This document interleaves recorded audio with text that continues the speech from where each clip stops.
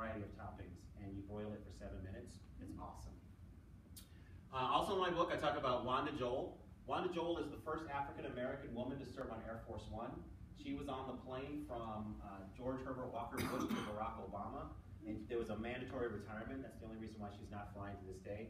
She was on the plane on 9/11, and she talks about her experiences on that plane. But she was involved with food service. So on Air Force One, there's a team of 3, and they rotate responsibilities. So there's someone who does the cooking, there's somebody who does the serving, and then there's someone who does the mixes the drinks. And they just kind of rotate that responsibility. Lately, the Obama White House was known for this more than others, but there's been this trend towards guest chefs. So Patrick Clark was a famous African-American chef in New York, who was actually the last African-American to be offered the White House executive chef position. He was cooking at the Hay Adams Hotel across the street from the White House, and the Clintons would come over and eat frequently, and Patrick Clark didn't know he was being auditioned for the job. And they loved his food so much they offer him the job. He turns it down. He turns it down because it was too much of a pay cut. He was making $200,000 a year at the hotel. What do you think the White House executive chef job paid at that time? Less than half. Go very close. $58,000. So he had 4 kids, and he's like, nah, I can't do it. But a few years later, he was asked to create the meal that was served at the state dinner honoring Nelson Mandela. And I actually have the recipes for that meal in my book. So if you want to recreate that meal at home, you can do it. It's essentially a sesame crusted halibut with some vegetables tossed in red curry and lemongrass, and some other things. But that's the core of the meal. Little complicated, a little challenging, but yeah, I think home cooks can pull it off. Another chef is Marcus Samuelson. He was, of course, the chef who cooked at the first state dinner for the Obamas, for the Prime Minister of India, and that's where the Malanis, I forgot their names. Anyway, that couple that snuck in did it on that dinner. Yeah. Then I end this book with talking about the future of African-American chefs. And so I thought it would be cool to find an African-American who had won one of the competitions that Michelle Obama had. So every year she would have a healthy eating competition, cooking competition. And so kids would create a healthy recipe and submit it, and every state got a representative. And then they would go to the White House for this kids' state dinner. That's what they called it. So Kiana, actually, there was an African-American. We have black people in Colorado. There was an African-American who represented Colorado. So I was like, oh, this is great. But then what I'm about to tell you will show you that she was the hardest interview to get for this book, because I dated her mom and it did not end well. Oh. But I still got I was a smooth talker, so I still got the interview. But her recipe is in my book as well. I know, I was like, what are the chances of that, right? So her recipe is in my book as well. So that's the end. I'll just take some questions, but thank you for your attention, and thanks for coming out tonight. That's great.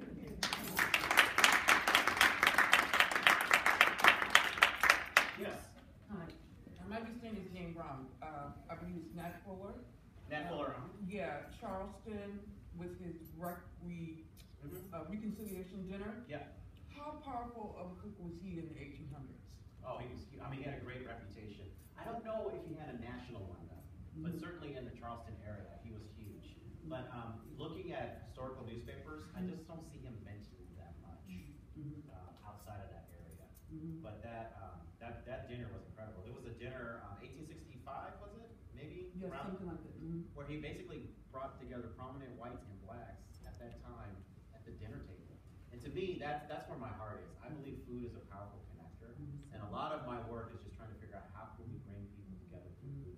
Because if you were to say, hey, let's all go talk about race, who's going to do that, right? But if you're like, hey, let's go get together and have a meal, or sing some songs, or, people will do that and then build those relationships. So I just never got a sense that he was famous. And one more question for you, Mike. Yeah, that's fine. Pierre Chong. Now, in your opinion, why don't more people know about him? Because I think he's done this great thing with exposing. I mean, Marcus Samuels has done a great job, but and he's really exposing more Ethiopian, East Africa, and I think he's learning more about Africa as a continent.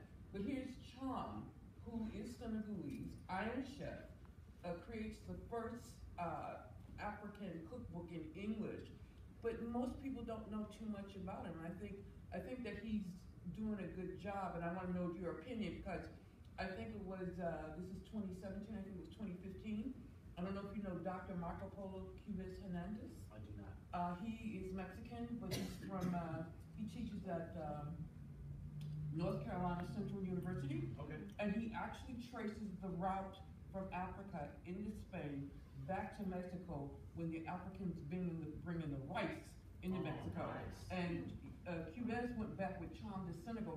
He took in 20 chefs and talked about the history of how the Senegalese food leaves Senegal and ends up in Mexico, South Carolina. I know Sean Brock did something. Twitty's not happy about it. But, Yeah, I know Michael you Twitty. know, but I want to know what's your opinion about why do you think Pierre Cham is not really known? Yeah, so Pierre Cham is a chef in New York City, Senegalese. He's written 2 cookbooks. Last one was nominated for a James Beard Award. He didn't win though, but beautiful cookbooks. So the short answer is, I just think people are not comfortable with West African food. Because Marcus Samuelsson, remember, he was first known for Swedish food. That's true. And so I think that's what broke the mold, and that created the entree for him to explore these other things. Mm-hmm. I hate to say this, but I think until a white person embraces West African food and paves the way for other people to be comfortable, and much like Rick Bayless has done with Mexican food, I just don't know if people are going to embrace West African. Because for the last 5 years, I've seen various publications say, oh, West African food is the next trend, but it just never happens. So that's my own personal feeling. I just think it's because of the food that he's associated with. If he could figure out a way to make it, make people more comfortable with it, that's what's going to happen. Because if you think about the ethnic foods, and they're losing their ethnic identity, actually, I think. But the 3 ethnic foods that we're most known for in the United States, Italian, Chinese, Mexican. At one time, those were all despised foods. But at some point, white cooks, home cooks, got comfortable making those foods. I think first of it was going out to eat those foods at a restaurant, and then making it at home, and that's when they get embraced.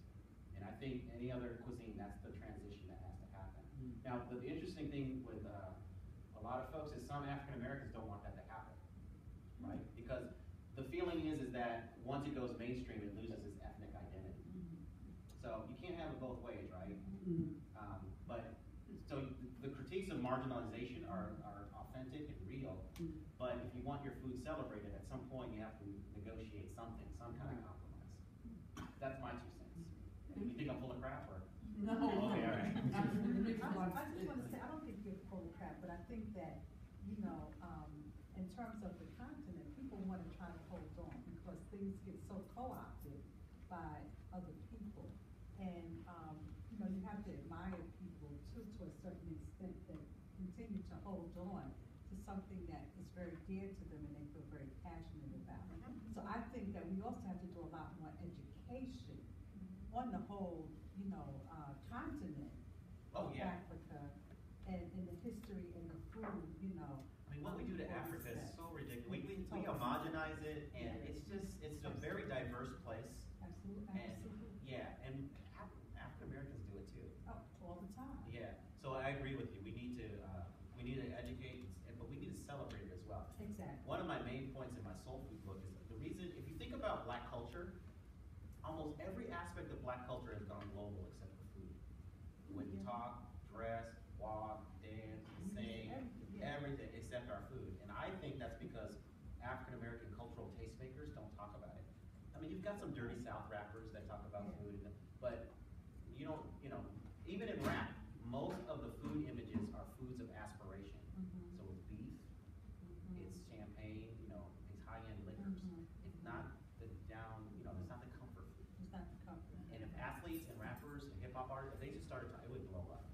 And here's the interesting thing, aspects of the, hey man, thanks for being here. Hey, listen, I'm Maggie Cole's Oh, yeah. counterpart here. Okay. We've both been in business a long time. All right. Say hello to her. I will. Congratulations, this is great. Okay, thanks you, man. Nice to meet All right, you. peace. Yeah, grab one of the recipe cards or something so you have my contact. Okay. All right. I just think it would blow up if the cultural tastemakers would embrace it. Well, that's the message. Yeah. That's the message. You're getting them to do that. Sure. Any other Yeah, questions? you said something very interesting, that they're not comfortable eating it. Now, each year, we do a cooking show. And tomorrow at the cooking show, it's gonna be smoked chicken from Benin. And as a matter of fact, the chef lives right here at the Pan African Historical Museum downtown Springfield. The chef lives right here in Holyoke. Okay. What we did the year before is that we did a memory dish. And I was speaking to my friend from Senegal, Seydou, and I said, Seydou, and this recipe was from the 1800s. And the recipe was called plantation chicken and tomato delight. Now, you know I didn't say plantation. I just said chicken and tomato delight. But as I kept reading it, I said, this is Senegal. And she came over and I said, Seydou, I know this is not Yassa, but this is Senegal. And she read it, she said, oh, this is cheb vignac. Yep. Rice and chicken. And when we went to the school, we did it at our cooking show, but we also did it at Wolverham and Munson Private Academy. And we let the children know that this is a memory dish, and a memory dish connects you to your past. The mothers were trying to recall what their mothers had done, because this dish in Senegal would be very fancy with the whole pieces of chicken, the olives, all the garnishing. But what the African American mother had done was cut the chicken up to make it spread, you know, and put it in with the rice. So what we've been trying to do is to let people know that the food is absolutely delicious. And I'll tell you the truth, I follow you a lot. Okay. I follow you a lot. I follow Peter Charm, Michael Twitty, Sean Rock. So I've been following, trying to see, okay, where these, and this is my director, I've been practicing Loretta, so she's really one of the cooks too. We had a group down there today, and we did jollof rice, letting them know that rice was a cash product in the slave trade. Very big, they became millionaires off that cash product. But I just think you said something interesting. If we're trying to educate people, the food is absolutely delicious, and it's really not that hard to cook. You just need the recipes. Right. So here's one thing that kills me. There are a lot of people hating on soul food for different reasons, and so I find a lot of African American chefs distancing themselves from their traditional food. Now, look, cook whatever you want, right? I'm not saying everybody has to do African heritage cooking, but it should be part of your repertoire. Right? How many French chefs do you know who say, "Don't associate me with rustic French cooking, castellane"? Don't talk. They don't do that. And so we've created this space for others to come in and appropriate, and then we get mad when they do it. That's true. I mean, you've got so many different people making fried chicken. We should own that, in my opinion, right? But I think, but now when people, if you're talking to the foodorati, and you talk fried chicken, they're gonna think Thomas Keller and Jeff Chang. What's his first name? The guy in New York. Peter Sean? Is it Peter? In New York? Yeah, New York. Momofuku. I thought it was Jeff. Okay. Anyway.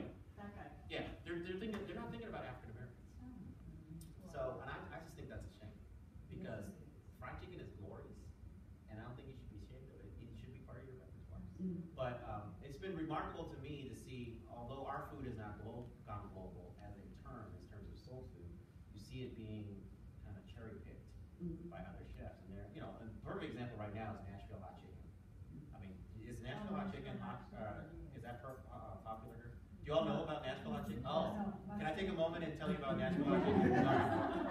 So, it's an incendiary version of fried chicken, and essentially you fry the chicken and you put a really hot chili paste on it at the very last second, and it is fire, okay? Here's the story, here's the creation story. So basically there was this womanizer in Nashville, and true to form, he was cheating on his woman, got caught, and so she said, I'm gonna get back at you by making your favorite thing, fried chicken, and I'm gonna make a super spicy version of it to burn your mouth out. So she does this, right? Dude takes one bite and loves it. So they end up opening up a restaurant. It exists in Nashville to this day. It's called Prince's Hot Chicken. It's in the hood. There's a lot of imitators now. In fact, one of the imitators gets more press than Prince's, which is messed up. But this is how hot the chicken is. If you go in and order the super spicy version, they yell out to the kitchen, "Dead man walking" or "dead woman walking." There's somebody who did a documentary on this restaurant. This is what one customer says he does. He goes to the restaurant, orders the spiciest version for takeout. He goes home, he draws a bath of ice cold water,